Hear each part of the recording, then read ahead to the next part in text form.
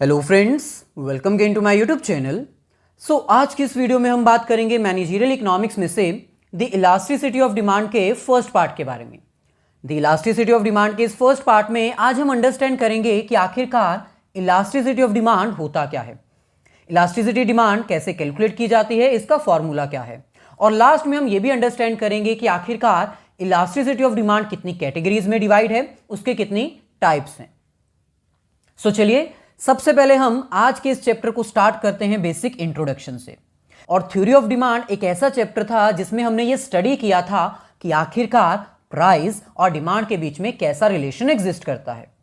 और theory of demand को read करने के बाद हमें पता चल चुका था कि प्राइस और डिमांड के बीच में एक नेगेटिव रिलेशन एग्जिस्ट करता है, यानी अगर किसी प्रोडक्ट का प्राइस बढ़ जाता है तो उसकी डिमांड कम हो जाती है, और दूसरी तरफ अगर किसी प्रोडक्ट का प्राइस कम हो जाता है तो रैशनल कंज्यूमर उसकी डिमांड बढ़ा देता है। यानी प्राइस और डिमांड के बीच में नेगेटिव रिलेशन एग्जिस्ट करता है। लेकिन इलास्टिसिटी ऑफ डिमांड में हमें यह फाइंड आउट करना है कि यह रिलेशन किस एक्सटेंट तक एग्जिस्ट करता है, क्योंकि थ्योरी ऑफ डिमांड हमें सिर्फ इतना बताता है कि प्राइस और डिमांड के बीच में नेगेटिव रिलेशन है। लेकिन क्या थ्योरी ऑफ डिमांड से हमें यह पता चला कि कितने प्रतिशत प्राइस बढ़ने से कितने प्रतिशत डिमांड कम हुई, कितने परसेंट प्राइस कम होने से कितने परसेंट डिमांड बढ़ी? थ्योरी ऑफ डिमांड हमें सिर्फ रिलेशन बताता है कि प्राइस और डिमांड के बीच में नेगेटिव रिलेशन है, लेकिन थ्योरी ऑफ डिमांड हमें बिल्कुल भी ये नहीं बताता कि ये रिलेशन किस एक्सटेंट तक एग्जिस्ट करता है। फॉर एग्जाम्पल, अगर हम कहें कि 10% प्राइस इंक्रीज होने से 50% डिमांड बढ़ गई या कम हो गई, तो यह हमारा कहलाता है percentage, that is elasticity of demand. यानी कितने परसेंट प्राइस बढ़ने से कितने परसेंट डिमांड कम हुई।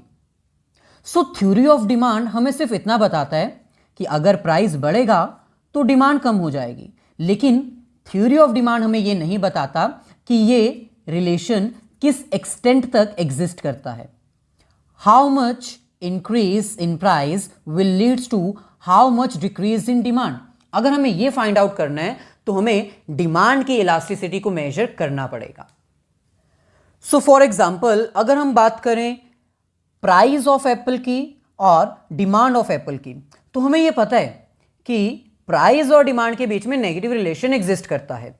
अगर एप्पल का प्राइस इंक्रीज होगा तो एप्पल्स की डिमांड कम हो जाएगी। यानी एक रैशनल कंज्यूमर किसी भी प्रोडक्ट को बाय करने के लिए सबसे पहले प्राइस को ही इंपॉर्टेंस देता है। प्राइस और डिमांड के बीच में नेगेटिव रिलेशन एग्जिस्ट करता है।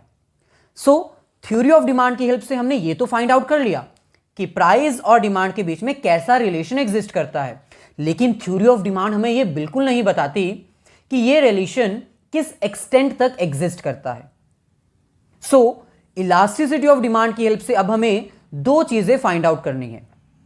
First is how much change in price leads to how much change in demand, यानी कितने प्रतिशत प्राइस के चेंज होने से कितने प्रतिशत डिमांड में चेंज आता है।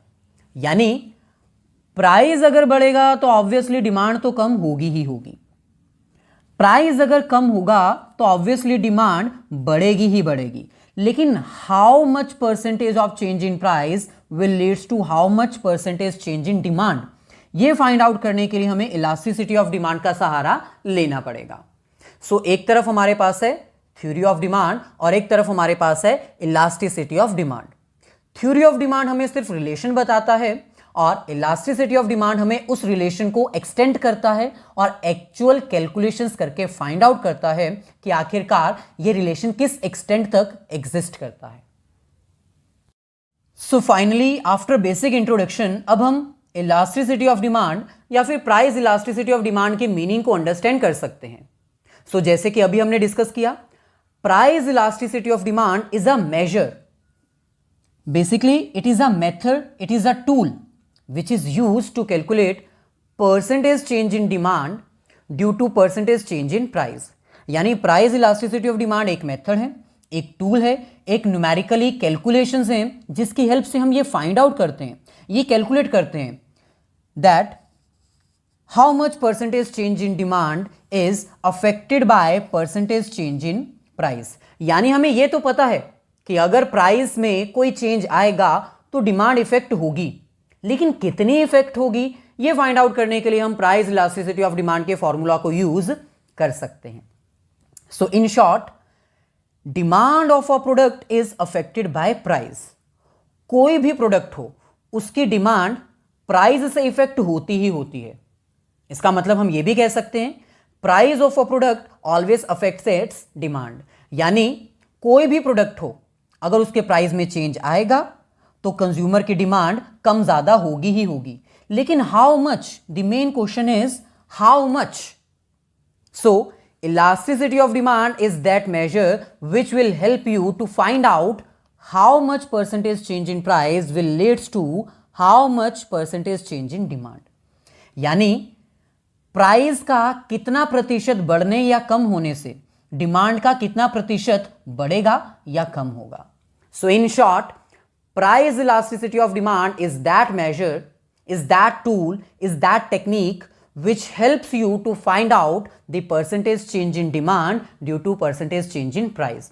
यानी प्राइस के चेंज होने से डिमांड पे कितना प्रभाव पड़ा, कितना परसेंटेज चेंज हुआ। So price elasticity of demand measures the elasticity of demand.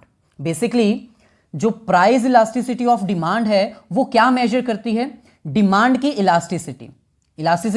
Elasticity का मतलब होता है कोई चीज कितनी इलास्टिक है। अगर मोर इलास्टिक है तो वो ज्यादा फैलेगी, अगर वो कम इलास्टिक है तो वो ज्यादा फैलेगी नहीं। जैसे हम इलास्टिक की एग्जांपल दे सकते हैं, इलास्टिक को अगर हम खींचेंगे तो वो फैलेगा। सो यही हमें डिमांड के साथ फाइंड आउट करना है। प्राइस के चेंज होने से क्या डिमांड में कोई इलास्टिसिटी है? अगर डिमांड तो फैल रही है, ज्यादा चेंज हो रही है, छोटा सा चेंज डिमांड को बहुत ज्यादा इफेक्ट कर रहा है, इसका मतलब प्राइस मोर इलास्टिक है, डिमांड को ज्यादा इफेक्ट करता है। वहीं पर अगर प्राइस चेंज होने पर डिमांड के ऊपर कोई इफेक्ट आ ही नहीं रहा, डिमांड चेंज हो ही नहीं रही या फिर बहुत कम चेंज हो रही है, इसका मतलब डिमांड ज्यादा इलास्टिक नहीं है, हम उसको ज्यादा एक्सपैंड नहीं कर पा रहे हैं। सो इन शॉर्ट, जब हम प्राइस इलास्टिसिटी ऑफ डिमांड की बात करते हैं तो यहां पर हम इलास्टिसिटी ऑफ डिमांड को मेजर करते हैं। सो ये हमारे पास कुछ एग्जांपल्स हैं इलास्टिसिटी ऑफ डिमांड या फिर प्राइस इलास्टिसिटी ऑफ डिमांड के मीनिंग को अंडरस्टैंड करने के लिए। For example, a small change in price leads to huge change in demand. मान लीजिए कि प्राइस में बिल्कुल थोड़ा सा चेंज आता है, लेकिन उस थोड़े से चेंज के कारण कंज्यूमर्स की डिमांड में बहुत ज्यादा चेंज आ जाता है। इसका मतलब हमारी डिमांड जो है वो मोर इलास्टिक है, प्राइस थोड़ा सा चेंज हुआ। फॉर एग्जांपल, ये हमारे पास प्राइस है, प्राइस यहां पर था, यहां पर आ गया, लेकिन डिमांड जो है वो यहां पर थी, वो यहां पर आ गई, मतलब ज्यादा चेंज आया। अगर प्राइस बढ़ा तो डिमांड कम हो गई, पीछे की तरफ आ गई। सो थोड़ा सा change in a price will leads to a huge change in demand. It means our demand is more elastic, ये ज्यादा इफेक्ट होती है। थोड़े से प्राइस में चेंज की वजह से अगर डिमांड ज्यादा इफेक्ट हो रही है, इसका मतलब हमारी डिमांड मोर इलास्टिक है। वहीं पर अगर हम एक और एग्जांपल लें, a small change in price will leads to small change और no change in demand. It means demand is less elastic. For example, मान लो ये हमारे पास प्राइस है, प्राइस यहां पर था, यहां पर आ गया, वहीं पर डिमांड जो है वो यहां पर थी, यहां पर आ गई। यानी प्राइस के बढ़ने से डिमांड कम हुई, चेंज आया, लेकिन ज्यादा चेंज नहीं आया इसके कंपैरिजन में। यहां पर डिमांड तो सडनली चेंज हो गई, यानी डिमांड ज्यादा इलास्टिक है, डिमांड ज्यादा इफेक्ट हो रही है। यहां पर डिमांड ज्यादा इफेक्ट नहीं हो रही है, इसलिए डिमांड लेस इलास्टिक है। सो इलास्टिसिटी का मतलब है how much change in price will leads to how much change in demand in regards to percentage. So अगर हम इसको कंक्लूड करें, what is price elasticity of demand? So basically price elasticity of demand is a method which is used to measure the change in quantity demand due to change in price. यानी price के change होने से quantity demand में कितना change आता है in percentage, उसको हम कहते हैं price elasticity of demand. Elasticity of demand के मीनिंग को अंडरस्टैंड करने के बाद अब नेक्स्ट कॉन्सेप्ट हमारे पास है फॉर्मूला। जैसे कि मैंने बताया, प्राइस इलास्टिसिटी ऑफ डिमांड एक मेथड है, एक टूल है, एक टेक्निक है जिसकी हेल्प से हम डिमांड की इलास्टिसिटी को मेजर कर सकते हैं। सो उसको मेजर करने के लिए ऑब्वियसली हमारे पास एक फॉर्मूला होना चाहिए और वो फॉर्मूला हमारे पास यहां पर है। Elasticity of demand is equals to percentage change in quantity demanded divided by percentage change in price. यानी प्राइस के चेंज होने से क्वांटिटी डिमांड में कितना चेंज आ रहा है, अगर हमें यह पता चल जाए तो हमारी इलास्टिसिटी ऑफ डिमांड हम इजीली फाइंड आउट कर सकते हैं। लेकिन इस फॉर्मूला को हमें थोड़ा डिराइव करना पड़ेगा। सो चलिए, elasticity of demand is equals to, first हमारे पास है percentage change in quantity demanded. अब परसेंटेज चेंज फाइंड आउट करने के लिए हमें दो वैल्यूज पता होनी चाहिए। एक हमारे पास है क्वांटिटी ऑफ प्रीवियस ईयर और एक हमारे पास होनी चाहिए क्वांटिटी ऑफ करंट ईयर, क्योंकि क्वांटिटी में चेंज आएगा तभी तो हम परसेंटेज चेंज फाइंड आउट कर पाएंगे। सो प्रीवियस ईयर की क्वांटिटी को हम कह सकते हैं 0 और करंट ईयर की क्वांटिटी को हम कह सकते हैं 1। So percentage change in quantity demand, ये हमारे पास है प्रीवियस ईयर की क्वांटिटी, ये हमारे पास है करंट ईयर की क्वांटिटी। सो इसका फॉर्मूला हमारे पास आएगा quantity demand of current year minus quantity demand of previous year divided by quantity demand of previous year and multiply 100। क्योंकि हमें परसेंटेज फाइंड आउट करनी है इसलिए मल्टीप्लाई बाय 100। यानी करंट ईयर की डिमांड कितनी है, प्रीवियस ईयर की डिमांड कितनी थी, और divided by previous year as a base multiply 100। So ये हमारे पास आएगा percentage change in quantity demanded, यानी क्वांटिटी डिमांड में कितना परसेंट चेंज आया। सिमिलरली अब हमें परसेंटेज चेंज इन प्राइस भी फाइंड आउट करना पड़ेगा और इसके लिए भी हमारे पास प्रीवियस ईयर का प्राइस और करंट ईयर का प्राइस होना चाहिए। इसकी परसेंटेज फाइंड आउट करने के लिए हमारे पास सेम कॉन्सेप्ट अप्लाई होगा, price of current year minus price of previous year divided by price of previous year multiply by 100। अब यहां पर जो 100 है वो हमारा हो जाएगा कैंसल आउट। तो बची हुई इंफॉर्मेशन हम यहां पर राइट डाउन कर लेते हैं। Elasticity of demand is equals to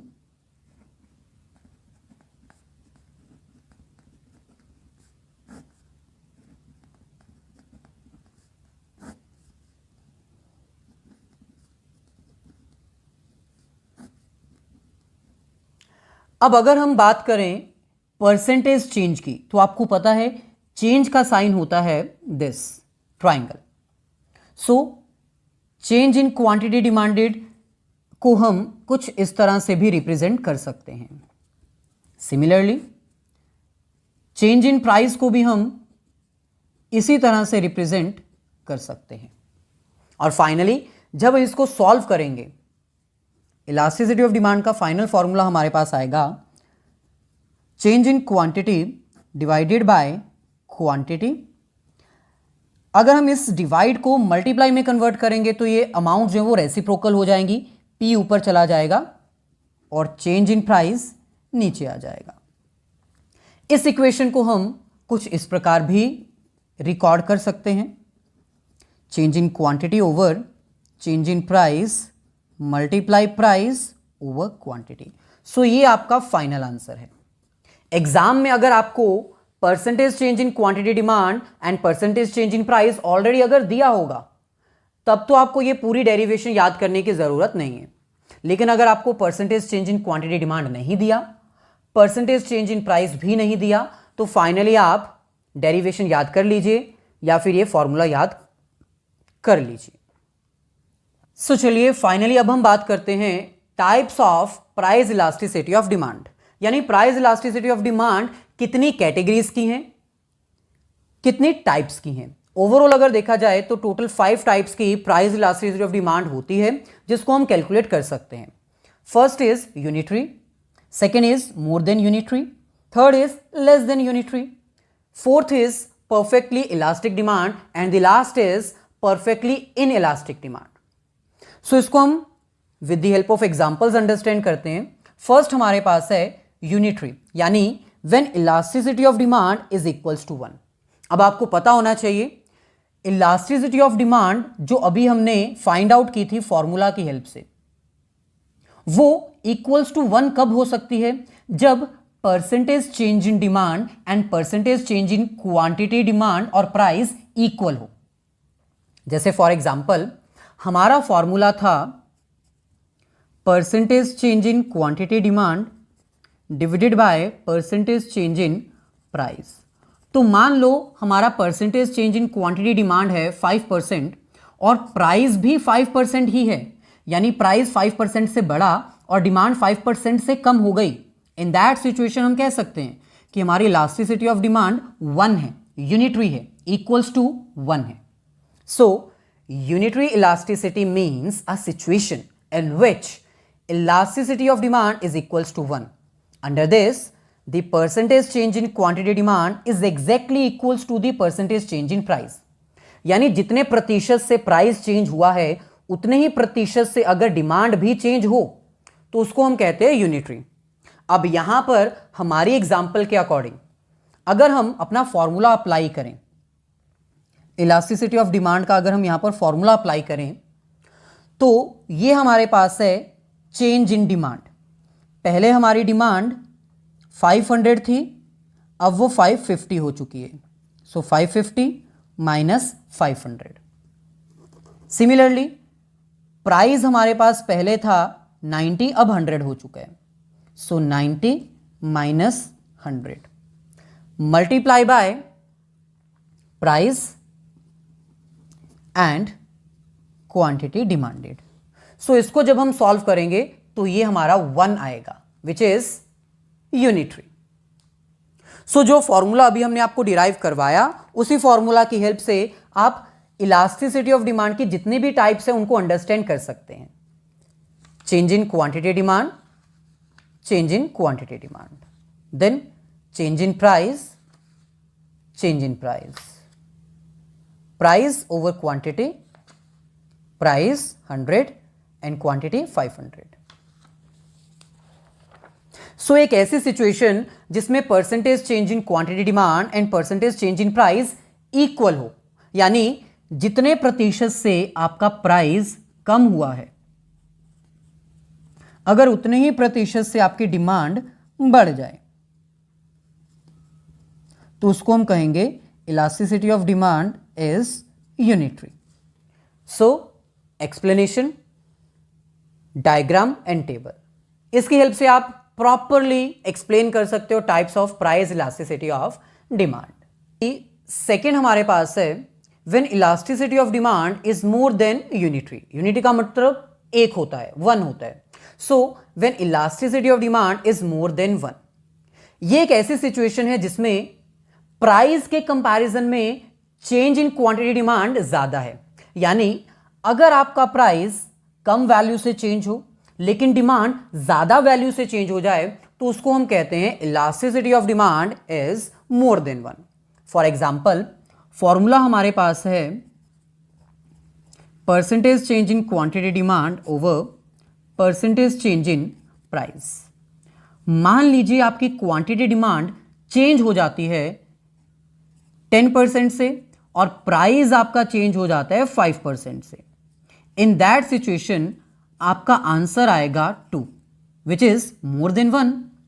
सो एक ऐसी सिचुएशन जिसमें percentage change in quantity demand ज्यादा हो as compare to percentage change in price, तो उसको हम कहते हैं मोर देन यूनिटरी। यानी आपकी डिमांड ज्यादा इफेक्ट हो रही है प्राइस के कंपैरिजन में, इसलिए वो ज्यादा इलास्टिक है। इसको भी हम अंडरस्टैंड कर सकते हैं with the help of table and diagram.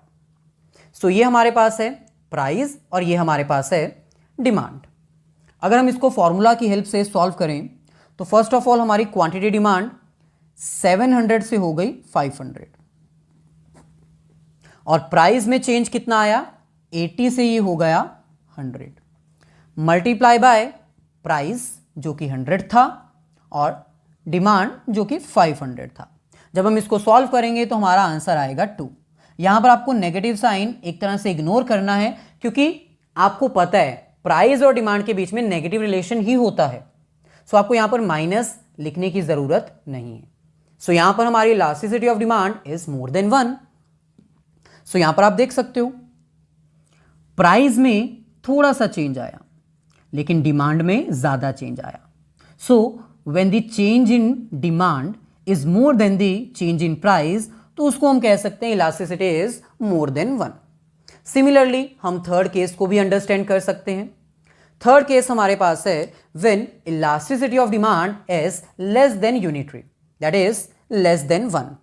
अब ये एक ऐसी सिचुएशन है जहां पर percentage change in quantity demand is less then percentage change in price, यानी प्राइस ज्यादा चेंज होता है लेकिन डिमांड ज्यादा चेंज नहीं होती।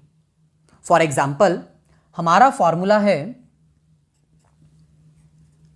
Percentage change in quantity demand over percentage change in price. मान लीजिए आपकी क्वांटिटी डिमांड जो है वो 5% से आपकी चेंज होती है जबकि प्राइस 10% से चेंज होता है। इसका फाइनल आंसर क्या आएगा 0.5 विच इज लेस देन 1। सो एक ऐसी सिचुएशन जहां पर प्राइस के चेंज होने से डिमांड चेंज तो होती है लेकिन ज्यादा चेंज नहीं होती, ज्यादा इफेक्ट नहीं आता। इसको हम टेबल और डायग्राम की हेल्प से अंडरस्टैंड कर सकते हैं। यह आपका एक तरह से होमवर्क है, आपको इस डाटा की हेल्प से elasticity of demand find out करके कमेंट में आंसर बताना है।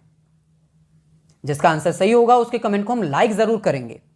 सो यहां पर आप देख सकते हो प्राइस जो है वो हमारा ज्यादा चेंज हुआ है, 100 से 180 हुआ है, जबकि डिमांड 1000 से 800 हो गई है। सो प्राइस के बढ़ने से डिमांड कम हुई है लेकिन प्राइस ज्यादा चेंज हुआ है जबकि डिमांड कम चेंज हुई है। सो यहां पर हमारी elasticity of demand is less then 1।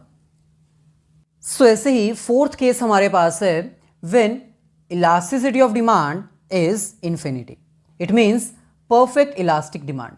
Basically ये एक ऐसी सिचुएशन है जहां पर डिमांड तो चेंज हो रही है लेकिन प्राइस चेंज नहीं हो रहा। बेसिकली कुछ प्रोडक्ट्स ऐसे होते हैं जिसका प्राइस गवर्नमेंट के द्वारा फिक्स कर दिया जाता है। जब गवर्नमेंट के द्वारा उनका प्राइस फिक्स कर दिया जाता है तो प्राइस में तो कोई चेंज नहीं आता लेकिन डिमांड कभी बढ़ जाती है कभी कम हो जाती है। पॉपुलेशन बढ़ जाना, डिमांड का बढ़ जाना, कंज्यूमर्स की इनकम कम हो जाना, डिमांड का कम हो जाना। यानी कि एक ऐसा प्रोडक्ट जिसका प्राइस स्टेबल रहता है, प्राइस में कोई चेंज नहीं आता लेकिन डिमांड में चेंजेस आते रहते हैं।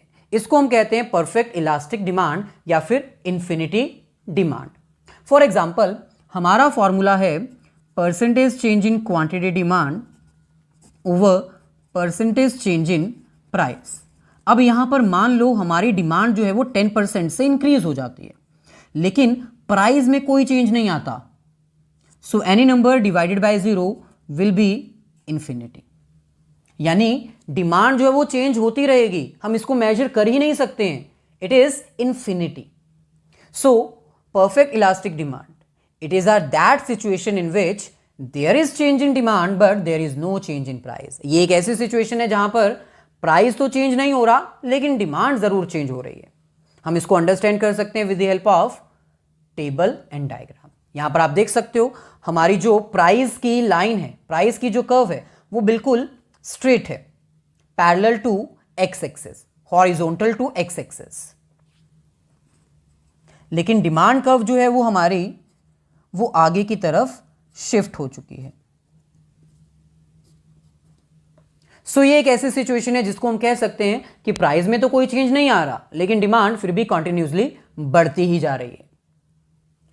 ऐसे ही लास्ट सिचुएशन हमारे पास है परफेक्ट इन इलास्टिक डिमांड, यानी एक ऐसी सिचुएशन जहां पर इलास्टिसिटी ऑफ डिमांड अवेलेबल है ही नहीं, बिल्कुल जीरो है, बिल्कुल नील है। ये एक ऐसी सिचुएशन है जिसमें प्राइस तो चेंज हो रहे हैं लेकिन डिमांड के ऊपर कोई इफेक्ट नहीं आ रहा।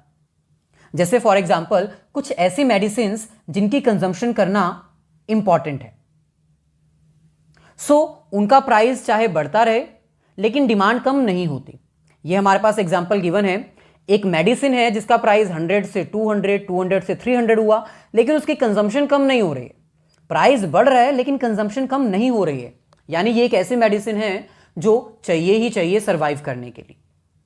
सो ये एक ऐसी सिचुएशन है जहां पर प्राइस तो चेंज हो रहा है लेकिन डिमांड चेंज नहीं हो रही। हम इसको अंडरस्टैंड कर सकते हैं अपने फॉर्मूला की हेल्प से। फॉर्मूला हमारा है percentage change in quantity demand over percentage change in price. मान लीजिए कि आपका प्राइस जो है वो 10% से इंक्रीज हो जाता है लेकिन डिमांड में कोई चेंज नहीं आता। So any number with zero comes to be zero also. अगर हम जीरो को किसी भी नंबर से डिवाइड करें वो जीरो ही आएगा।